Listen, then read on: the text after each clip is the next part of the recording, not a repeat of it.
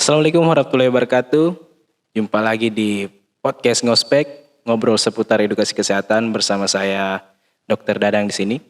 Hari ini kita bersama dengan narasumber kita yaitu Direktur RSUD Latma Mala Sopeng, Dr. Haja Mudirusnia, spesialis kesehatan jiwa. Selamat sore Dok. Hari ini sore waktu Kabupaten Sopeng ya. Ada beberapa pertanyaan terkait dengan bagaimana RSUD Latma Mala Sopeng saat ini dan bagaimana RSUD Latma Mala ke depannya nanti karena kita kan terus berprogres.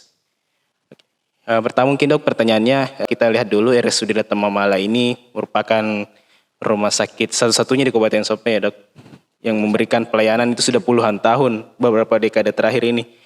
Bahkan saya sendiri lahir di RSUD Ajapangit dulu yang sekarang namanya RSUD Latma Mala dan akhirnya bekerja kembali di RSUD Latma Mala Sopeng ini. Jadi yang mau saya tanyakan Dok, sekarang ini pelayanan-pelayanan dalam bentuk apa saja yang telah diberikan oleh RSUD Latma Mala Sopeng yang saat ini sedang berjalan? Mungkin bisa dijabarkan sedikit Dok. Terima kasih Dr. Dadang. Jadi selamat sore. Untuk sore ini kita bertemu dalam acara podcast ID Cabang Sopeng. Saya Dr. Siti Mudirusnia, MKS SPKJ, Direktur RSUD Latma Mala Sopeng, yang telah menjabat selama lebih kurang 1 tahun ini, diberi amanah untuk memimpin RSUD Latma Mala Sopeng. Jadi RSUD Latma Mala Sopeng yang saat ini sudah berupa rumah sakit tipe B, di mana pelayanan-pelayanan yang telah kita berikan selain pelayanan dasar tentunya banyak juga pelayanan-pelayanan spesialistik yang telah diberikan di RSUD. Melihat tenaga dokter-dokter yang ada di RSUD, selain dokter umum yang sudah banyak di IGD, ada saat ini sudah 12 orang ya, tidak salah Dokter Dadang. Kemudian dokter spesialis sudah mencakup dari hampir semua jenis spesialis yang ada di RSUD. Maka dari itu pelayanan-pelayanan yang kita berikan sudah hampir memenuhi kebutuhan dari semua pelayanan spesialistik yang ada di Rumah Sakit Umum Daerah Latma Mala Sopeng. Sebagaimana kita punya misi yaitu terwujudnya rumah sakit umum daerah yang berkualitas, profesional dan bersahaja dengan moto melayani sepenuh hati, maka pelayanan yang kita berikan baik dari pelayanan yang diberikan oleh dokter umum yaitu di IGD, kemudian di pelayanan rawat jalan, juga pelayanan yang diberikan oleh dokter spesialis yang baik itu di bedah, internah, anak, obgyn, kemudian beberapa penunjang medik lainnya. Jadi pelayanan-pelayanan yang sudah yang sudah ada sejak dulu itu selain internal, bedah, obgyn, anak, kemudian ada THT mata, saraf, kulit, jantung. Nah, di sini jantung kita punya untuk pelaksanaan spesialistik yang cath lab ya, alat-alatnya. Namun mungkin insya Allah tahun ini sudah mulai beroperasi. Kemudian tentu ada jiwa, kemudian juga ada dokter-dokter bedah subspesialistik yang sekarang sudah bekerja sama dengan kita yaitu bedah onkologi dan bedah digestif. Ke depan kita juga ada untuk cath lab nanti yaitu bedah kardio intervensi untuk melaksanakan pelayanan ini. Kemudian di penunjang itu tentu di radiologi kita punya alat selain USG ya, tentu ada CT scan, kemudian di rehab medik kita ada fisioterapi yang sudah alhamdulillah fasilitasnya sudah lumayan lengkap di sana. Kemudian di rawat inap ini yang khusus ya, rawat inap jiwa, kita sudah punya ruang rawat inap sejak tahun 2015.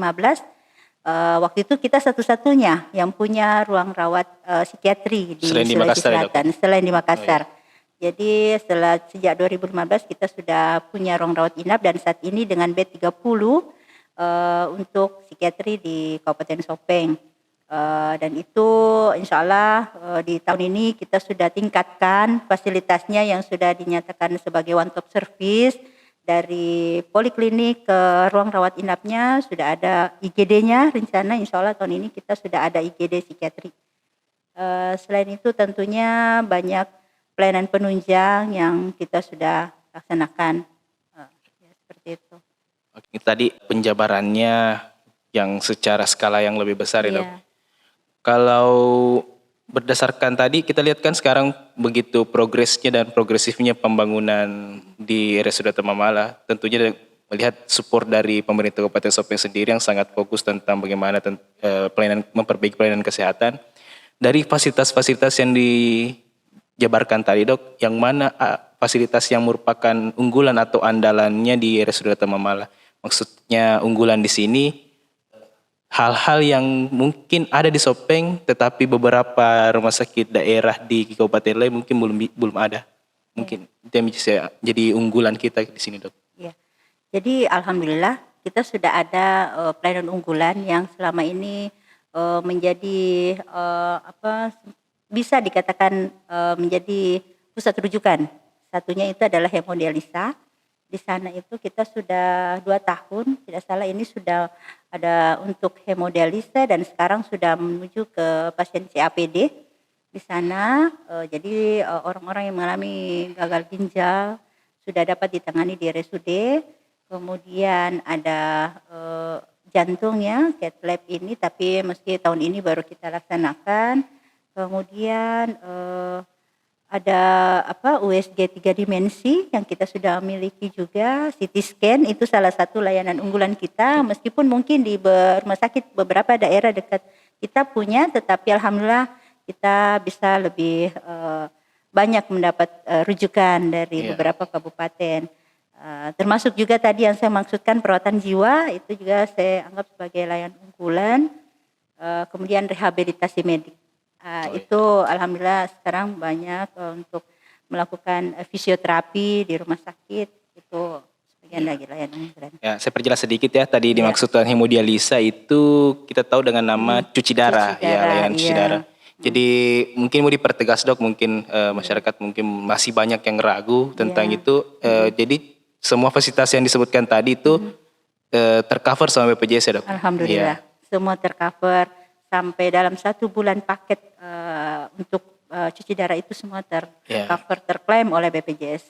Ya, jadi masyarakat mungkin yang punya BPJS dan tidak pernah tahu bagaimana statusnya mungkin bisa lebih cepat sebelum terkena penyakit, lebih cek status BPJS-nya apakah aktif atau bagaimana. Semua yang sudah terdata dari pemerintah, insya Allah mereka semua tercover dengan BPJS, dan bila mengalami gangguan kesehatan, apakah itu misalnya gangguan ginjal ini atau dan lain sebagainya, tidak usah ragu, segera untuk datang. Bila memang sudah mengalami kondisi gawat darurat, kita siap menerima di IGD.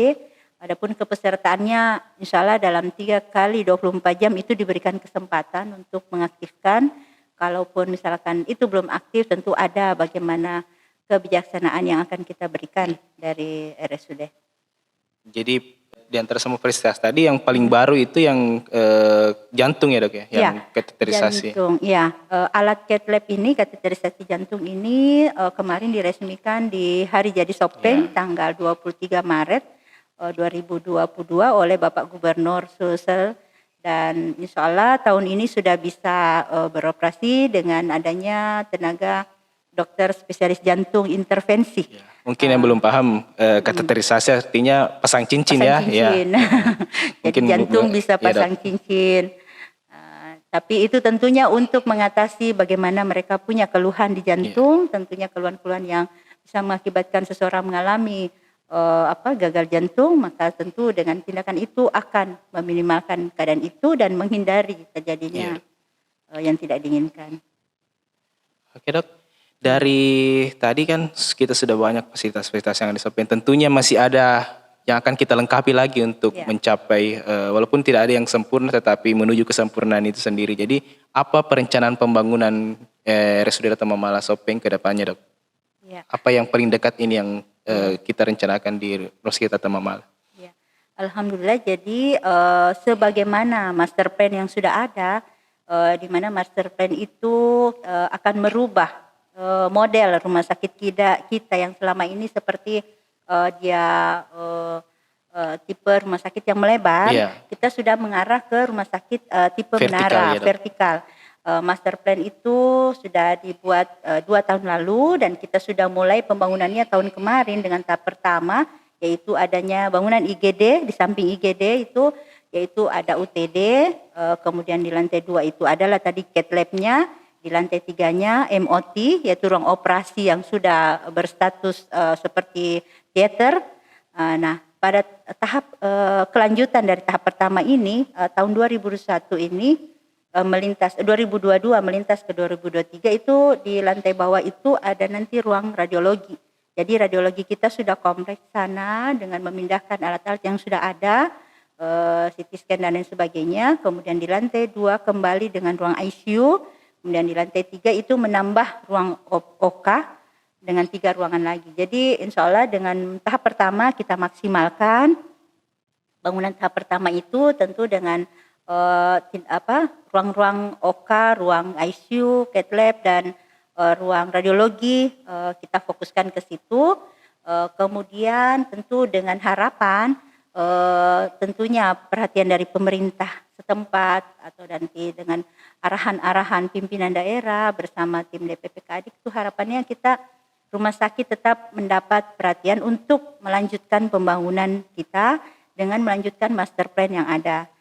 Namun untuk tahun ini banyak hal yang kita harapkan tentunya karena banyak fasilitas yang mesti kita tingkatkan lagi, termasuk mungkin fasilitas layanan yang lain, tentu mengoptimalkan ruang-ruang rawat jalan yang lebih kondusif ya, membuat ruang rawat jalannya lebih terlokalisir.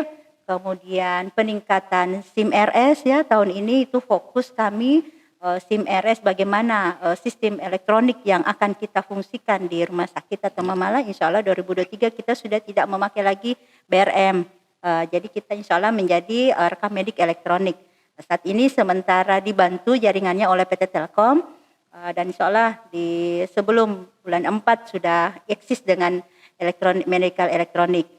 Kemudian juga IPAL untuk pembuangan air limbah rumah sakit tahun ini kita sudah mulai membuat itu agar IPAL kita betul-betul terproses dengan maksimal.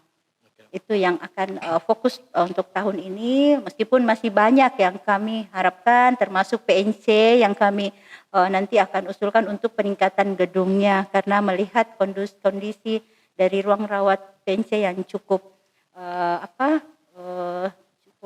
maksimal ya, saya katakan, maka mudah-mudahan kita dapat bantuan sehingga bisa ditingkatkan menjadi lantai 2 sehingga terpisah antara pasien obstetri dan pasien ginekologi. Ya, harapan saya seperti itu ke depan.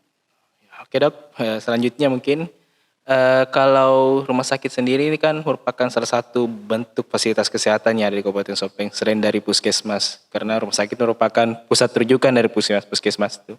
Tentunya tadi fasilitas-fasilitas yang disebutkan itu adalah fasilitas sebagai bentuk pelayanan kuratif atau bagaimana menyembuhkan dan mendiagnosa pasien. Tapi sebagai fasilitas kesehatan tentunya rumah sakit punya tugas juga sebagai memberikan promosi dan pencegahan atau preventif terhadap kesehatan. Jadi bagaimana perannya RSUD Mamala Sopeng dalam fungsi itu promotif dan preventif, dan melihat juga sekarang zaman teknologi sosial media bagaimana perannya rumah sakit dalam menyambut hal itu ya, dalam bentuk promotif dan preventif ini Dok. Ya. Jadi tadi seperti itu mungkin tentunya kita lebih berupaya untuk mengembangkan sistem IT yang ada di rumah sakit. Tentu salah satunya tadi bila SIM RS sudah berfungsi, maka tentu kami juga kita berharap dengan adanya SIM RS tersebut akses antara dokter dengan pasien di rumah sakit atau akses dokter meskipun tidak bertugas di rumah sakit mungkin konsultasi itu tetap dapat berjalan. Selain itu sudah ada sebenarnya IG Instagram Instagram, dari iya. Instagram RSUD yang teman-teman di rumah sakit, saya katakan mereka production dari rumah sakit, itu akan kami mungkin tahun ini akan kami bentuk ya satu tim production dari rumah sakit untuk bisa selalu mengupdate kegiatan-kegiatan yang ada di rumah sakit di RSUD Iya. Latema Malang. Selama ini cuma mungkin IG-nya itu ya kegiatan-kegiatan yang sempat diposting. Kemudian tentu kami berharap ke depan antara rumah sakit, mungkin ID, Dinas Kesehatan, tentu Diskominfo juga saling bekerja sama sehingga rumah sakit dapat terupdate atau bisa menunjukkan bagaimana ke pelayanan-pelayanan yang ada di rumah Iya. sakit seperti itu. Oke, kita lihat tadi penjelasannya tentang bagaimana kuratif, preventif, Oh dan iya, promotifnya. Tentunya bagaimanapun upaya kita memberikan pelayanan maksimal kepada masyarakat, tentunya ada saja mungkin kekurangan dan yang bisa mungkin masyarakat iya, keluhkan. Jadi mungkin ada dok caranya yang benar bagaimana jika masyarakat ini punya keluhan, iya, bagaimana lewat media mana sebenarnya masyarakat bisa memberi keluhan supaya langsung ditanggapi oleh manajemen rumah sakit sendiri. Selama ini kan terjadi bias-bias itu karena iya. langsung dilempar di sosial media tanpa ada yang betul-betul yang punya punya akses informasi yang tepat untuk memberikan jawaban itu dok. Mungkin bisa dijelaskan dok. Baik. Jadi kita dalam manajemen rumah sakit itu ada seksi humas hubungan masyarakat. Itu sudah menjadi tanggung jawab dia bila ada keluhan atau ada konfirmasi dari pers. Jadi kami berusaha selalu satu pintu. Bila ada satu keluhan maka saya menugaskan humas untuk menampung, kemudian kami rumuskan bersama jawabannya, kemudian humas menyampaikan apa tanggapan kami. Tentu dengan menanyakan ke semua pihak atau orang-orang atau person yang terkait dengan masalah tersebut. Selama ini humas akan berhubungan langsung dengan pers-pers atau media yang ada. Namun selain itu kita ada kotak-kotak saran yang disebar di setiap perawatan dan itu dipertanggungjawabkan juga oleh bagian humas. Setiap hari atau setiap pekan mereka mengambil untuk menginventarisir dan melihat keluhan-keluhan apa yang ada di masyarakat, yang ada pengunjungnya dan lain sebagainya. Tentu ada juga nomor kontak person untuk pengaduan di rumah sakit, itu ada nomornya juga di bagian humas sudah disiapkan. Mungkin saat nanti kita akan posting lebih besar untuk pusat pengaduan di RSUD Latema Malang. Nanti kita cantumkan dok ya di hasil videonya, nanti kita cantumkan Instagram sama itu Instagram dengan kontak person jika ada keluhan. Unit pengaduan Iya, di dok. RSUD Latema Malang. Mungkin terakhir dok, ini pertanyaan bebas saja. Iya. Mungkin dokter juga merupakan salah satu mantan dari ketua Ikatan Dokter Indonesia Cabang Sopeng. Mungkin apa harapannya dok terhadap pengurus dan anggota ID Cabang Sopeng sekarang, di mana sebagian besar mungkin anggota ID sekarang juga merupakan bagian daripada keluarga RSUD Latema Malang sendiri. Jadi bagaimana harapannya dok terhadap teman-teman pengurus dan anggota di ID Cabang Sopeng sekarang? Terima kasih. Jadi alhamdulillah ya, bagaimanapun saya adalah anggota ID Cabang Sopeng, adapun pernah menjabat sebagai ketua ID Cabang Sopeng di periode 2012 sampai 2016 ya. 2013 sampai 2016 kalau tidak salah. Jadi tentu harapan saya untuk pengurus maupun anggota ID Cabang Sopeng untuk tetap menjaga kebersamaan, menjaga solidaritas, dan tentunya kita berusaha meningkatkan pelayanan kesehatan yang ada di Kabupaten Sopeng secara umumnya dan terkhusus untuk yang berada dan bertugas di RSUD Latema Malang Sopeng. Mari kita saling bahu-membahu membantu kekurangan yang ada di rumah sakit untuk bersama-sama meningkatkan pelayanan yang ada di RSUD. Dan tentunya dari semua anggota ID kita adalah saudara. Jadi sebagaimana kode etik kedokteran yang dan kita sumpah dokter, sumpah dokter, kode etik kedokteran dan lain sebagainya, kita harus mengingat itu, kita harus saling menjaga antara satu dengan satu sama lain. Karena kita adalah saudara. Saling menjaga nama baik dan saling bahu-membahu untuk pelaksanaan pelayanan yang ada di Kabupaten Sopeng, tentunya dengan membawa nama baik ID cabang Sopeng, dan tentu selalu berupaya bagaimana meningkatkan profesi kita tetap sebagai profesi yang mulia, yang berkualitas dan profesional. Itu pesan saya.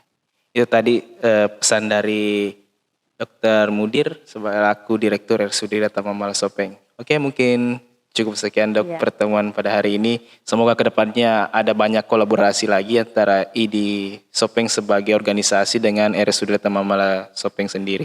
Terima kasih. Untuk bagaimana, tentunya tujuannya hanya satu, yaitu bagaimana memberikan pelayanan terbaik kepada masyarakat. Ya, terima kasih Oke, Dr. Dadang. Ya. Oke, cukup sekian. Assalamualaikum warahmatullahi wabarakatuh.